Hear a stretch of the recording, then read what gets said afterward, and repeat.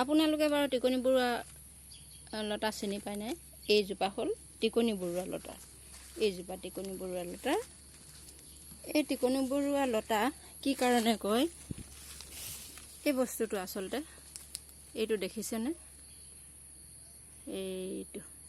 এইটোৱে হ'ল টিকনি বৰুৱা লতা আগ। এইডাল দেখিছেনে? ইমান দীঘল, ওখ। ই মানে লতা বগাই যায়, টিকনিলৈকে বগাই যায়। সেইটো কাৰণে ইয়াক টিকনি বৰুৱা লতা বুলি কয়। কিন্তু বঙাইগাঁও ছাইডত ইয়াক কয় বাঘ আঁচোৱা লতা বুলি কয়।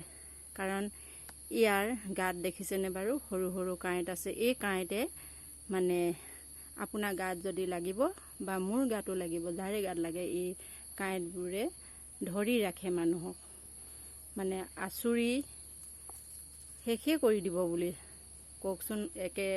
গোটেই এনেকুৱা মানে টিকনি বৰুৱা লতাৰ মাজত যদি সোমাই দিয়ে খুব ফুটিব। গতিকেলৈ ইয়াক বাঘ আঁচোৰা বুলি কয় তেখেতলোকে।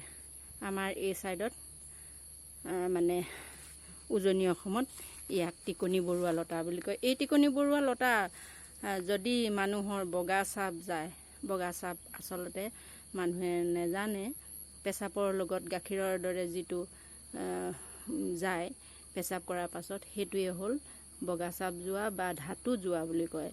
বা তিৰোতাসকলৰ বিশেষকৈ এই যেতিয়া পিৰিয়ড হয় তাৰ পাছতে তেখেতলোকৰ তেতিয়া লেজুৱা বস্তু এটা যাব, সেইটোৱে আচলতে ধাতু যোৱা বুলি কয়।